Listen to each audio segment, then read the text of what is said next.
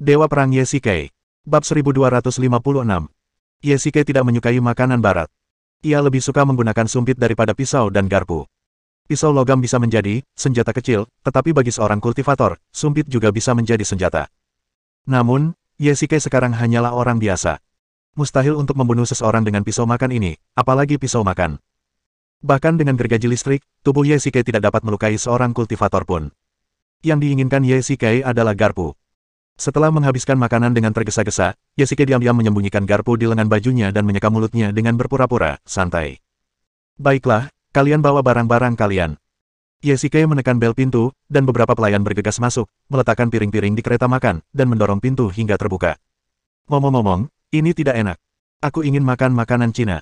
Kalian pergi ambil sup bebek tua dan rebus sebentar lagi. Ingat itu. Yesike terbatuk ringan 2 kali, dan nadanya terdengar sedikit tidak puas. Apa? Kalian bahkan tidak bisa melakukan ini. Jika aku memberitahu Zeus, kalian semua akan mendapat masalah. Melihat semua orang ragu-ragu, Yesike tiba-tiba membanting meja dengan keras, yang benar-benar membuat mereka takut. Di mata mereka, Zeus adalah dewa. Jika Yesike benar-benar mengeluh, mereka akan mendapat masalah. Tuan Ye, mohon tunggu sebentar. Kami akan segera melakukannya. Beberapa pelayan menjawab secara berurutan, mohon jangan beritahu Dewa Zeus. Kami akan segera melakukannya. Itu lebih baik. Cepat bawa ke sini, kalau tidak, nyawa kalian akan terancam. Yesike mengumpat keras. Sebenarnya, yang diinginkannya bukanlah semangkuk sup bebek tua. Setelah kejadian menakutkan tadi, para pelayan ini mungkin akan berlari untuk merebus sup, dan butuh waktu beberapa jam untuk merebusnya. Selama kurun waktu ini, seharusnya ada lebih sedikit orang yang menjaganya. Dia bisa memanfaatkan kesempatan ini untuk melarikan diri. Setelah para pelayan pergi, Yesike mengeluarkan garpu tersembunyi dari lengan bajunya dan membengkokkan beberapa kaki garpu, sehingga hanya menyisakan 1. Ini sudah cukup baginya untuk membobol kunci. Terus terang saja, jika dia tidak pergi ke Longya, dia pasti akan menjadi ahli membobol kunci. Yesike mendengarkan suara bising di luar. Ia dapat melihat situasi di koridor luar melalui lubang kunci. Yesike kemudian menghela napas lega. Ia memasukkan garpu yang sudah diproses ke dalam lubang dan menggerakkannya dengan lembut beberapa kali.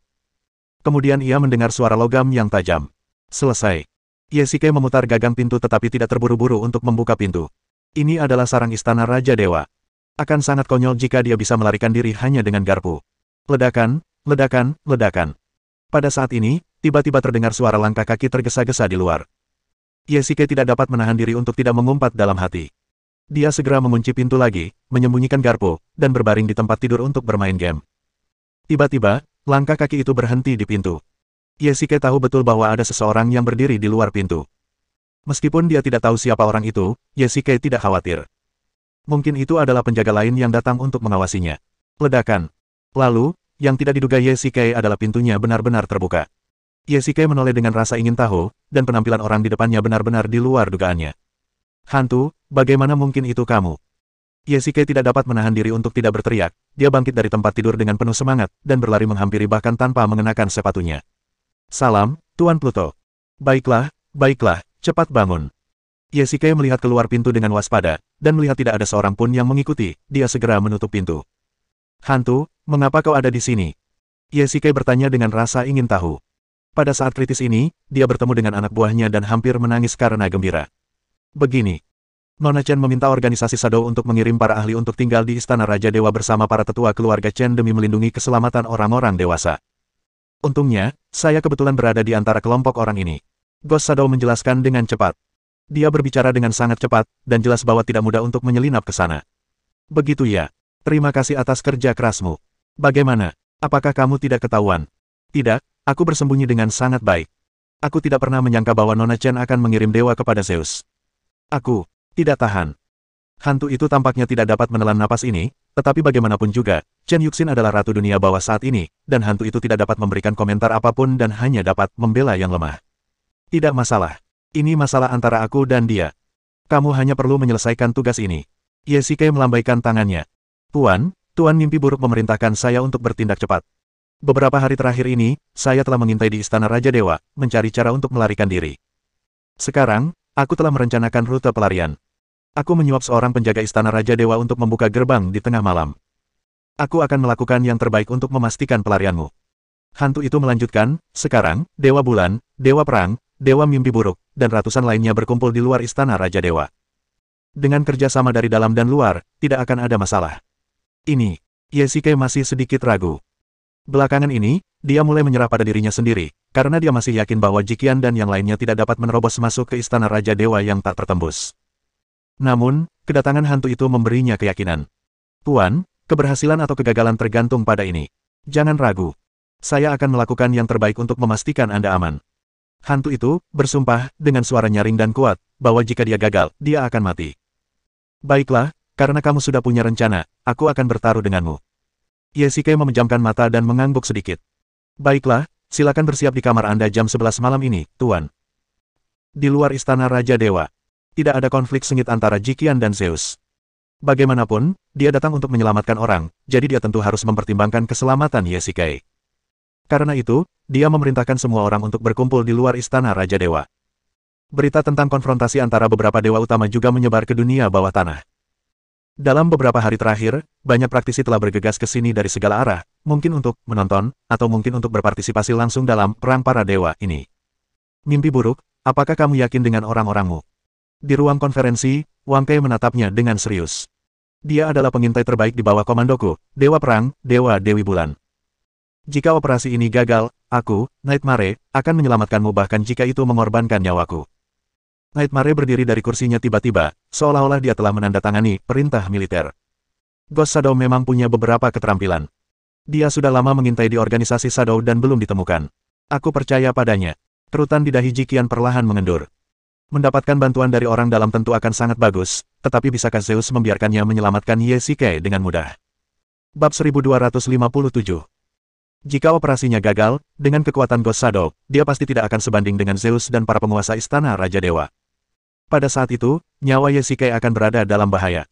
Tentu saja Jiqian ingin menyelamatkan Yesike, tetapi prasyaratnya tentu saja untuk memastikan keselamatan Yesike. Sebenarnya, Jiqian masih enggan mengambil risiko dari lubuk hatinya.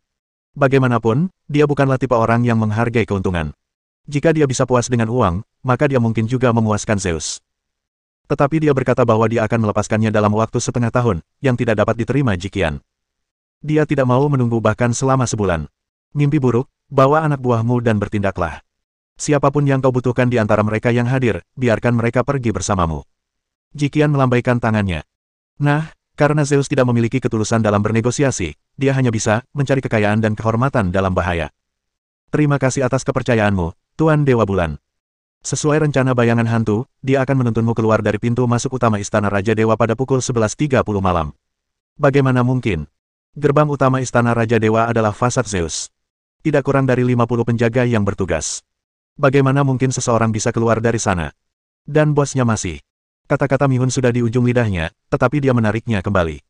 Masalah Yesike yang kehilangan kekuatan internalnya terlalu besar.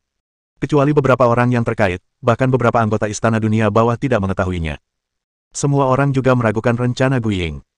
Jika begitu mudah untuk menyelinap keluar dari gerbang utama Istana Raja Dewa, para penguasa ketiga istana mereka pasti sudah menyerbu masuk sejak lama. Ya, Nightmare, bukankah ini terlalu berisiko? Tidak semudah itu. Bahkan jika itu seperti yang dikatakan Ghost, dan dia menyuap para penjaga Istana Raja Dewa, maka selama satu orang menemukan sesuatu yang tidak biasa, mereka berdua akan mati di depan pintu. Putri Iblis menggema. Jika kita menggunakan Moonlight Array, kita mungkin bisa bertahan untuk sementara waktu. Selina tiba-tiba berbicara. Moonlight Array adalah salah satu teknik rahasia kuil bulan. Baik Jiqian maupun Selina dapat menggunakannya, tetapi Jiqian dapat menggunakan elemen air dan tongkat permata untuk melepaskan kekuatan array yang lebih besar, dan bahkan dapat menahan serangan lebih dari selusin orang. Namun lawannya adalah Zeus. Bahkan jika aku menggunakan seluruh kekuatanku, aku mungkin tidak akan mampu menahan serangan jiwa ilahi. Jiqian menghela napas. Meskipun dia sangat tidak rela, kekuatan Zeus tidak perlu diragukan lagi. Jika Yesike tidak menggunakan pedang Hades dan Demonophilia, keduanya akan seimbang. Jiqian jelas bukan lawannya, tetapi jika Wang Kei dan Nightmare ditambahkan, dia seharusnya bisa mengalahkannya dengan mudah. Namun, kunci masalahnya terletak pada keselamatan Yesike. Jika mereka ketahuan sebelum meninggalkan Istana Raja Dewa, penjaga Istana Raja Dewa yang tak terhitung jumlahnya akan mengepung mereka seperti air pasang. Selain itu, ada tetua keluarga Chen dan pembunuh dari organisasi bayangan di Istana Raja Dewa. Baiklah, semua orang di tiga aula harus bersiap menyelamatkan dengan segenap kekuatan mereka. Ya, aku menuruti perintahmu. Malam tiba. Yesike diperlakukan dengan baik. Zeus tidak memenjarakannya seperti seorang tahanan. Dia hanya mengatur 4 penjaga untuk menjaga pintu, dan mereka berganti shift setiap jam. Rencana Ghost adalah membunuh keempat penjaga setelah penjaga berganti shift, dan kemudian menyelamatkan Yesike. Meskipun ada kamera pengintai, Ghost telah bersiap untuk itu dan menghancurkan semua jalur 1 menit sebelum mengambil tindakan. Yesike berbaring sendirian di tempat tidur, menatap langit-langit dalam kegelapan. Sejujurnya, dia tidak pernah menyangka akan ada hari seperti itu untuknya. Sejujurnya, seperti kata pepatah, sebab dan akibat terus berputar, surga punya jalannya, tidak ada yang bisa menghindarinya. Yesike telah mengalahkan begitu banyak lawan sebelumnya, dan bagaimanapun juga, akan ada hari seperti itu. Bang bang bang. Terdengar langkah kaki di luar pintu. Yesike melihat jam di dinding. Saat itu baru lewat pukul 11. Menurut rencana, hantu itu akan segera datang. Ledakan, ledakan, ledakan. Yesike mendengar ketukan di pintu, bergegas maju dan membukanya. Seperti yang diduga, ada hantu yang memegang pisau tajam, dan 4 mayat penjaga tergeletak di koridor luar. Tuan, ayo cepat pergi. Bayangan hantu itu menyerahkan belati itu kepada Yesike dengan nada serius. Meskipun keduanya tidak sering bertemu, takdir mereka kini telah terhubung. Bayangan hantu itu setia kepadanya dan bahkan rela mempertaruhkan nyawanya untuk menyelamatkannya. Berdasarkan hal ini, Yesike tidak boleh menyerah apapun yang terjadi. Meskipun dia tidak memiliki kekuatan internal, dia tetaplah Hades, tetaplah Dewa Hades yang disembah oleh ribuan orang. Ayo pergi. Yesike mencengkeram belati itu erat-erat. Meskipun dia tidak memiliki kekuatan internal, dia masih memiliki keterampilan bela diri, yang dia pelajari di Longya. Yesike ingin membuktikan kepada semua orang bahwa dia bukanlah orang yang tidak berguna yang bahkan tidak bisa mengikat seekor ayam pun. Ada banyak penjaga yang berpatroli di Istana Raja Dewa. Jika mereka berdua ingin menyelinap keluar, mereka tidak dapat ditemukan, jadi mereka tidak dapat terlibat dalam pertempuran. Selain itu, pengawasan telah dihancurkan oleh hantu, dan tidak akan butuh waktu lama bagi mereka untuk ditemukan, jadi mereka tidak dapat tinggal terlalu lama. Mereka hanya punya waktu paling lama 5 menit, dan kemudian mereka harus pergi. Guiying adalah pengintai yang baik, dan di bawah bimbingannya, mereka berdua berhasil mendekati pintu. Benar saja, ada seorang penjaga dari Istana Raja Dewa, mengawasi pergerakan di sekitar dengan waspada. Ketika Guiying melihat siapa yang datang, dia tidak bersembunyi, tetapi berjalan bersama Yesike. Tampaknya dia adalah penjaga dari Istana Raja Dewa yang disuap. Aku akan membuka pintu sebentar lagi. Waktu kalian hanya 1 menit. Ingat, kalian harus cepat. Penjaga itu tampak sedikit gugup saat melihat kedua orang itu datang. Bagaimanapun, perilaku seperti ini di Istana Raja Dewa bisa merenggut nyawa seseorang. Tentu saja, terima kasih banyak. Aku pasti akan memberimu hadiah besar setelah tugas ini selesai. Hantu itu mengangguk dan penjaga itu menuntun mereka berdua ke sebuah pintu. Dia mengeluarkan kunci dari sakunya dan hendak memasukkannya ke dalam kunci. Hantu itu tidak berani bersantai. Semakin dekat dia dengan keberhasilan, semakin waspada dia. Klik. Tiba-tiba, terdengar suara angin kencang di udara. Ketika Guiying dan Yesike tersadar, gerakan penjaga itu sudah terhenti. Dia menatap ujung pisau yang mencuat dari dadanya dengan heran. Ujung pisau itu menusuk jantungnya dari belakang. Ledakan. Karena jantungnya hancur, penjaga itu tidak dapat bertahan hidup dan terjatuh ke tanah. Hati-hati. Hantu itu menggeram, berlari maju, memutar kunci ke ujung, dan mendorong pintu hingga terbuka. Tuan, cepatlah pergi, aku akan melindungimu. Hantu itu menarik Yesike dan keduanya bergegas keluar. Cepatlah kemari, seseorang telah melarikan diri. Pada saat yang sama, para penjaga Istana Raja Dewa juga menemukan kejanggalan di sini dan berteriak keras. Pada saat yang sama, alarm yang keras berbunyi. Yesike merasakan hawa dingin di hatinya. Mereka baru saja keluar dari pintu Istana Raja Dewa, dan mereka setidaknya berjarak 1 kilometer dari markas 3 istana. Puan, larilah. Hantu itu menarik Yesike dan berlari keluar dengan liar, sementara para pengawal di belakangnya mengejarnya dari dekat. Bab 1258. Yesike hampir berlari keluar, dan hantu itu mengikutinya dari dekat. Pisau tadi langsung merenggut nyawa pengawal Istana Raja Dewa yang disuap. Ini bukan sesuatu yang bisa dilakukan orang biasa. Ini pasti seorang ahli. Yesike tidak punya waktu untuk menoleh ke belakang tadi. Mungkin, orang di belakangnya tadi adalah Zeus. Seseorang melarikan diri, hentikan mereka dengan cepat. Para penjaga di atas Istana Raja Dewa segera menyadari ada yang tidak beres. Di tengah malam yang gelap, suasana begitu sunyi sehingga bahkan suara jarum jatuh pun dapat terdengar, apalagi teriakan keras. Ledakan, ledakan, ledakan. Para penjaga kuil Raja Dewa di atas mengambil senapan mesin dan menembaki sumber suara. Yesike menghindar ke kiri dan kanan. Seorang hantu berdiri di belakangnya dan mengeluarkan sesuatu yang tampak seperti tas kerja. Dia merentangkannya, membentuk pelat anti peluru yang sangat keras dan memblokir semua peluru. Puan, cepatlah! Teriak hantu itu. Perisai anti peluru lipat ini dibawanya dari Yanjing. Berkat orang asing di tasnya, perisai itu pasti sudah ditemukan sejak lama. Namun, kemampuan anti pelurunya tidak lemah sama sekali dan dapat memblokir peluru biasa. Merobek. Tiba-tiba, perisai anti peluru itu terbelah menjadi 2 bagian. Yesike menoleh dengan tajam dan melihat Zeus memegang pedang para dewa, menatap mereka berdua dengan tatapan dingin. Sialan. Yesike mengumpat dalam hati. Kesenjangan kekuatan antara dirinya dan Zeus terlalu besar. Guiying hanyalah seorang kultivator di tahap akhir pengalaman keluar tubuh dan bahkan belum mencapai tahap gangguan. Bagaimana mungkin dia bisa menandingi Zeus? Dalam sekejap, Yesike merasakan napas kematian. Zeus hanya berjarak 5 meter darinya. Bahkan tusuk gigi kecil yang keluar dari tangannya dapat menembus jantungnya. Pada jarak ini, jika Zeus ingin membunuhnya, tidak mungkin dia akan selamat. Lihat, bos ada di sana, cepatlah ke sana. Pada saat ini, sebuah teriakan tiba-tiba datang dari tidak jauh dari mereka berdua. Mendongak, mereka melihat itu adalah Myeun dan orang-orang dari Istana Dunia Bawah. Mereka tergeletak di tanah sebelumnya dan Yesike tidak memperhatikan mereka. Ketika suara tembakan terdengar tadi, semua orang memperhatikan pergerakan di sini. Tuan, silakan cepat ke sana. Tuan-tuan lainnya ada di sana untuk mendukung kita. Hantu itu mendorong Yesike dengan kuat. Yesike terhuyung dan jatuh ke tanah. Pada saat yang sama, hantu itu langsung berlari ke arah Zeus. Dia hanya mencari kematian. Zeus sangat marah saat melihat apa yang dikenakan Ghost. Dia adalah anggota organisasi, Shadow, milik keluarga Chen.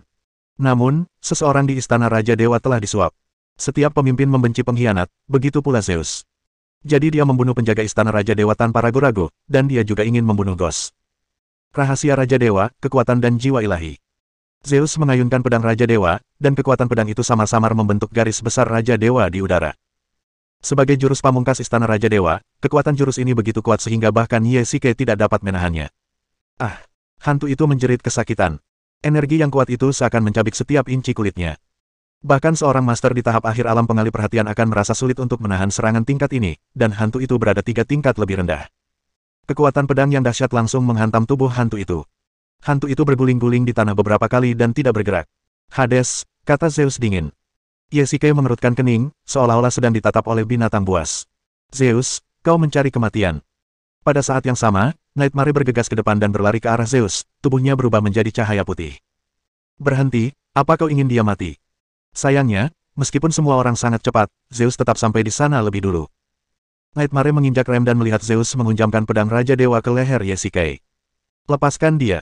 Jiqian dan Wang Kai, dua dewa utama, juga bergegas mendekat. Melihat postur Zeus, mereka tidak berani bertindak gegabah. Hanya dengan sedikit tebasan pedang Raja Dewa, leher Yesike akan patah menjadi 2. Lepaskan bos. Myeun dan Moji juga bergegas mendekat, dan mereka mengepung Zeus dengan erat. Pada saat yang sama, anggota kedua belah pihak juga bergegas maju. Ratusan orang tiba-tiba berkerumun di ruang terbuka yang gelap. Para penjaga Istana Raja Dewa dan anggota 3 istana saling berhadapan. Tidak seorang pun di kedua belah pihak berani bertindak gegabah. Di tengah kerumunan itu ada Yesike. Sebenarnya, semuanya mengelilinginya. Kalian semua pergi, kalau tidak nyawanya akan terancam. Zeus hampir jatuh ke dalam perangkap, jadi dia tentu saja marah. Jika Yesike lolos, dia tidak akan memiliki alat tawar-menawar di tangannya. Skenario terburuk adalah Istana Raja Dewa miliknya dikalahkan oleh 3 istana. Bahkan jika dia dan Aphrodite bergabung, mereka akan merasa sulit untuk menahan serangan beruntun dari begitu banyak penguasa, dan setidaknya vitalitas mereka akan rusak parah. Kau harus melepaskannya. Aku peringatkan kau, apa yang terjadi pagi ini belum berakhir. Jika kau menyakiti Yetua sedikit saja, kau dan orang-orangmu akan mati malam ini. Wang Kai berteriak marah. Yesike hampir mengumpat keras. Ia tidak ingin menjadi umpan meriam dalam pertengkaran antara keduanya. Faktanya, ia adalah satu-satunya kunci. Zeus menyetujui permintaan Chen Yuxin dan menempatkannya dalam tahanan rumah di Istana Para Dewa. Ia seperti mengundang Dewa Agung, yang tidak bisa disakiti atau disakiti. Mengenai situasi saat ini, jika Zeus menyerahkan Yesike, hasil terbaiknya adalah Jiqian dan yang lainnya tidak akan melanjutkan masalah ini, tetapi ia akan menyinggung Chen Yuxin tanpa alasan. Hasil terburuknya adalah Jiqian dan yang lainnya akan membunuhnya dan melukai dirinya dan Aphrodite dengan serius. Tetapi jika dia tidak melepaskannya, semua orang akan tetap dalam jalan buntu dan dia tidak akan memperoleh keuntungan apapun. Hades ada di sini. Jika kau tidak mundur, aku akan membunuhnya sekarang. Zeus tetap dengan tegas memilih untuk mengambil risiko. Jiqian tidak mungkin tidak peduli dengan keselamatan Yesike. Setengah jam kemudian, hujan deras turun dari langit, namun tak seorang pun dari ratusan orang yang hadir berbicara, bahkan bereaksi. Hujan deras itu seakan-akan menimpa ratusan patung. Beruntung tempat ini cukup terpencil, jika tidak, orang-orang yang lewat pasti akan ketakutan. Hehe, ayo kita kembali dan ganti baju dulu, bagaimana menurutmu? Yesike menyeka air hujan dari wajahnya. Apa kau bercanda? Banyak sekali orang yang berdiri di sini di tengah hujan. Pada saat ini, sebuah suara yang menawan dan lembut terdengar. Semua orang menoleh dan melihat seorang wanita memegang payung berjalan perlahan keluar dari hujan. Kemudian, ketika wanita itu berjalan di depan semua orang, Yesike tidak dapat menahan diri untuk tidak berteriak. King Yu, bagaimana mungkin itu kamu? Wanita yang berdiri di depannya dengan senyum tipis dan wajah tenang, bukankah dia Su King Yu? Mengapa adik iparku ada di sini? Nyehun juga bertanya. Melihat Su King Yu berjalan perlahan menuju Yesike, Jikian merasa ada yang tidak beres dan tiba-tiba mengerutkan kening.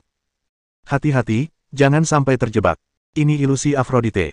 Jikian tiba-tiba berteriak. Bab 1259. Kejadiannya begitu cepat hingga tangan Su King Yu sudah mencapai leher Yesike. Jaraknya terlalu dekat dan tidak ada yang bisa bereaksi sama sekali. Detik berikutnya, Aphrodite menunjukkan wujud aslinya dan mencengkeram leher Yesike dengan punggung tangannya. Jangan bergerak, jangan mendekat. Kelima jari Aphrodite mencengkeram tenggorokannya. Dengan sedikit tenaga saja, dia bisa mematahkan lehernya. Ilusi Aphrodite bukanlah penyamaran, melainkan sulap. Dilihat dari situasi tadi, mungkin hanya Zeus yang bisa melihat jati dirinya yang sebenarnya. Jikian juga cukup kesal.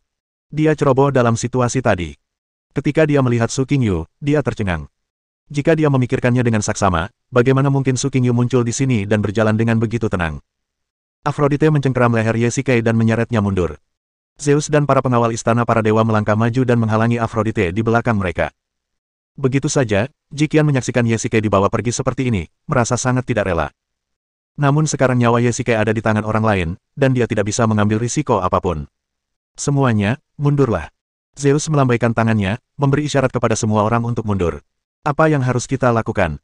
Biarkan saja mereka pergi seperti ini. Nightmare merasa sangat gelisah. Jika dia benar-benar membiarkan Zeus membawa Yesike pergi seperti ini, keselamatannya akan sulit dijamin. Selain itu, Zeus pasti akan memperkuat pengawasan terhadap Yesike, dan tidak akan mudah untuk menyelamatkannya lain kali. Tidak ada cara lain. Kita harus melakukan ini. Dia sekarang dikendalikan oleh Aphrodite dan kita tidak bisa menyelamatkannya. Jikian tampak cemas, tetapi Zeus dan banyak pengawal istana para dewa masih berdiri di antara mereka, dan mereka sama sekali tidak bisa melewatinya. Aphrodite, kau benar-benar berani menirunya untuk menipuku. Yesike diam-diam marah. Su King Yu adalah titik lemah dalam hatinya. Aphrodite benar-benar berani menggunakan ilusi untuk menipunya. Orang lain telah menggunakan metode ini sebelumnya, tetapi Yesike dengan mudah melihatnya. Namun kali ini, dia tidak melihat petunjuk apapun. Bahkan ketika Aphrodite berjalan di depannya, dia benar-benar mengira Su King Yu yang datang. Mungkin, dia benar-benar mulai melupakan segalanya tentang Su King Yu. Wah, Hades, Nona Su bukan lagi istrimu, tetapi tampaknya kau masih merindukannya. Jika Ratu Dunia Bawah yang baru mengetahui hal ini, aku khawatir kau akan mendapat masalah. Oh, ngomong-ngomong, aku hampir lupa bahwa dialah yang mengirimmu ke sini. Aphrodite tersenyum menghina. Dia adalah wanita jahat dengan pikiran yang dalam. Selain keterampilan ilusinya, rencana jahat yang direncanakannya bahkan lebih sulit untuk dilawan. Bagaimana jika kau memberitahunya? Apa kau pikir aku takut padamu? Yesike menegur, dia sudah tidak ada di hatiku lagi. Sedikit keterkejutan melintas di mata Aphrodite. Ia mulai sedikit terkejut dengan sikap Yesike terhadap Chen Yuxin. Wanita macam apa yang bisa membuat Yesike mengucapkan kata-kata yang tidak berperasaan seperti itu? Aphrodite tentu saja tidak tertarik dengan perasaan pribadi Yesike. Mengenai kata-kata Yesike, ia paling-paling hanya mendengarkan. Namun, tampaknya dapat dimengerti bahwa Chen Yuxin benar-benar mengirim Yesike ke istana Raja Dewa. Tiba-tiba, cahaya putih melintas di langit. Siapa itu? Aphrodite tiba-tiba menyadari bahayanya. Mungkin karena intuisi seorang kultivator, atau mungkin karena indera keenam seorang wanita. Dia tiba-tiba mendorong Yesike keluar, menyebabkannya jatuh ke tanah tanpa bereaksi. Pada saat yang sama, suara keras terdengar di belakangnya. Yesike mengulurkan tangan untuk menyeka lumpur dari wajahnya, dan berbalik untuk melihat pedang besar tertancap di tanah, memercikkan lumpur kemana-mana. Pedang ini adalah Athena, Valkyrie. Athena, bagaimana mungkin itu kamu? Melihat prajurit wanita, tampan, di depannya, Aphrodite kehilangan ketenangannya dan mengumpat seperti tikus tanah. Sejak keluar dari reruntuhan Atlantis, keberadaan Athena sulit ditemukan. Tentu saja, ini sejalan dengan karakternya sebagai Valkyrie, penjelajah tunggal yang terkenal. Yesike segera berdiri dari tanah. Tidak ada seorang pun di sekitarnya, jadi ini adalah kesempatan yang bagus untuk melarikan diri. Del. Tepat saat Yesike hendak pergi, cahaya putih melintas di depan matanya. Melihat lebih dekat, dia melihat bilah pedang lebar tepat di depannya, dan Athena berdiri di sampingnya dengan pedang raksasa di tangannya.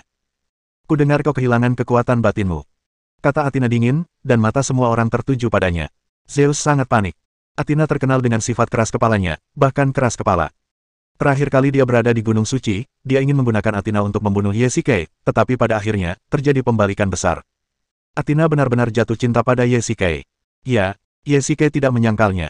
Faktanya, dia tidak hanya tidak dapat menggunakan kekuatan internalnya, bahkan dantiannya pun hancur.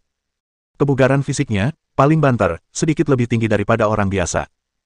Ngomong-ngomong, Ye Shikai tidak tahu harus berbuat apa dengan Athena. Dia tidak sengaja melihatnya, mandi, dan tertangkap olehnya. Athena memaksa Ye Shikai untuk menikahinya. Saat itu, bagaimana mungkin Ye Shikai, yang sudah memiliki jikian di hatinya, memilih untuk setuju? Mengandalkan kecepatan tubuhnya yang cepat, dia langsung melarikan diri. Akibatnya, dia diburu oleh Athena, yang juga bisa dikatakan sebagai pernikahan paksa yang kejam. Sekarang dia tiba-tiba muncul di sini, apa yang sebenarnya ingin dia lakukan? Kalau begitu ikutlah denganku. Athena tiba-tiba menusukkan pedang raksasa itu ke tanah dan meraih pergelangan tangan Ye Shikai. Hentikan mereka! Teriak Aphrodite, dan para pengawal istana para dewa di sampingnya segera menerkam mereka. Mencari kematian. Athena mengeluarkan bola cahaya dari tubuhnya. Ye Shikai mengenalinya sekilas. Ini adalah salah satu dari 4 harta yang diperoleh di Atlantis, elemen bumi. Ini adalah harta karun Atlantis. Zeus cukup terkejut, tetapi ini adalah harta karun yang sangat berharga, dan Zeus tidak bisa menahan rasa cemburu. Athena menekan elemen tanah ke tanah, dan beberapa pengawal yang menyerbu langsung terlempar, bagaikan layang-layang yang talinya putus, dan langsung melayang di udara. Athena sendiri memiliki kekuatan tempur yang sangat tinggi. Bahkan Zeus pun harus takut padanya. Gelar Valkyrie bukan tanpa alasan. Kini dengan elemen tanah, kekuatannya pun semakin kuat. Beberapa pengawal sama sekali tidak dapat menghentikannya. Hei, kemana kau akan membawaku? Sebelum Ye Shikai sempat menyelesaikan kata-katanya, tubuhnya ditarik tanpa kendali olehnya. Berhenti. Jikian minggir untuk menghalangi jalan Athena dan berteriak dengan kasar. Kau tak perlu ikut campur dalam urusanku. Athena sama sekali tidak sopan dan mengeluarkan pedang raksasanya untuk memaksa masuk. Bab 1260. Ye Shikai melihat sekeliling dan menemukan bahwa anggota kuil Valkyrie belum datang. Athena datang sendirian. Namun, tidak akan mudah untuk lolos dengan orang biasa tanpa kekuatan internal di bawah pengawasan begitu banyak master. Formasi cahaya bulan. Sembari berbicara, Selina telah memimpin orang-orang untuk membentuk formasi di sekeliling mereka. Semua orang tampak berada di ruang tertutup. Bahkan hujan deras pun terhalang di luar. Cahaya bulan turun, menyediakan sumber energi yang terus-menerus bagi formasi tersebut. Semua orang berada dalam kebuntuan. Kau tidak bisa membawaku pergi, Athena. Aku akan memberimu penjelasan tentang urusanmu setelah aku keluar. Ye Shikai mengucapkan kata demi kata. Athena seharusnya tidak menyakitinya, tetapi dia tidak bermaksud menyerahkan dirinya kepada Jikian. Namun, itu tidak masalah. Ye Shikai harus meninggalkan kendali Zeus terlebih dahulu.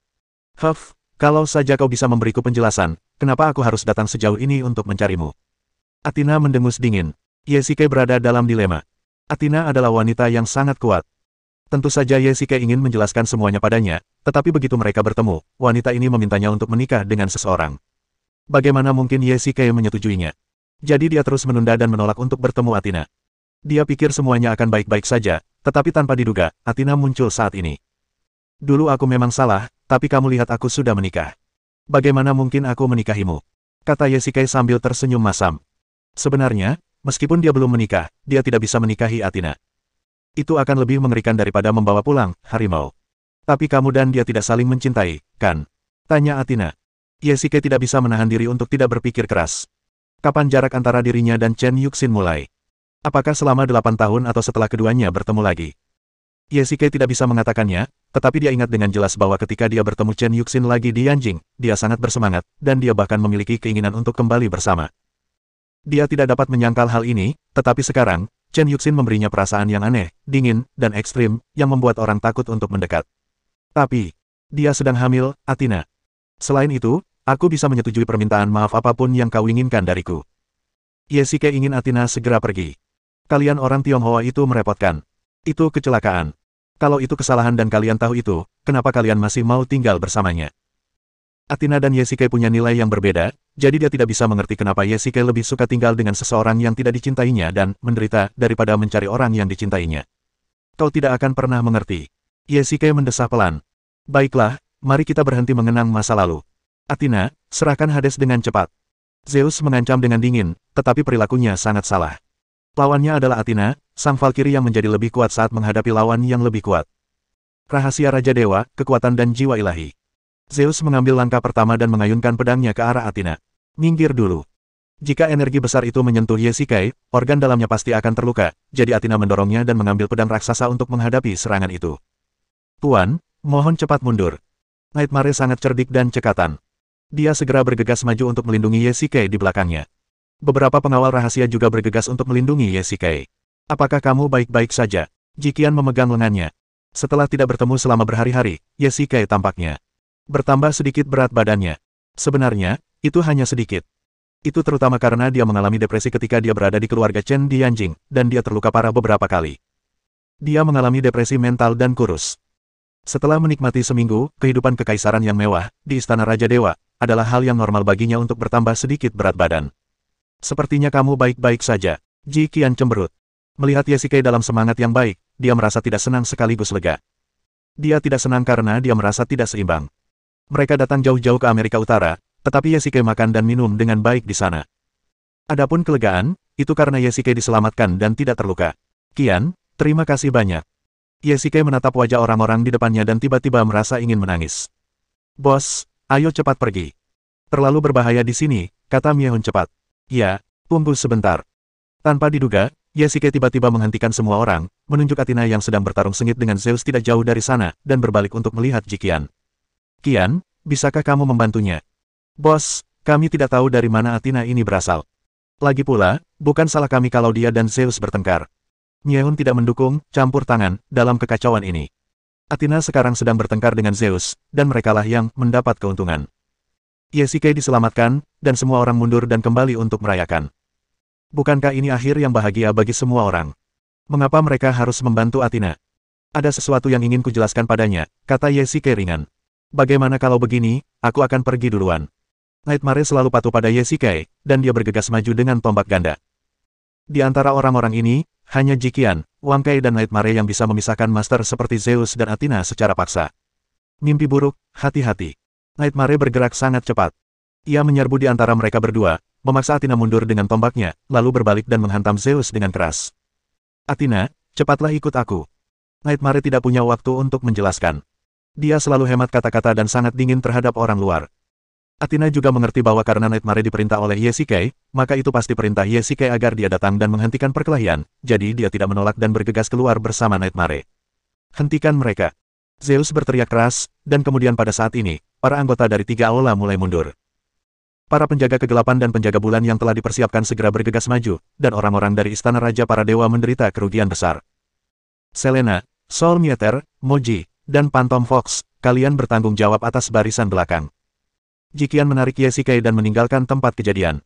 Sasaran Zeus adalah dia. Tepatnya, sasaran semua orang adalah Ye. Ya, Tuan. Semua orang mundur. Ada banyak orang di kedua sisi, dan mereka semua adalah kultivator. Dalam waktu singkat, itu berubah menjadi pertarungan besar. Jarak antara kedua belah pihak sangat pendek. Jikian tidak berani ceroboh. Pada jarak ini, Zeus bisa membunuhnya dalam sekejap. Pada saat yang sama, di hutan belakang, sosok-sosok hitam melintas dengan cepat, dan tak seorang pun di kedua sisi pertarungan menyadarinya. Perintah Tuan adalah untuk menjaga Ye tetap terkendali dan semua orang harus memasuki posisi penyergapan. Ya, Tuan Feng. Bersambung.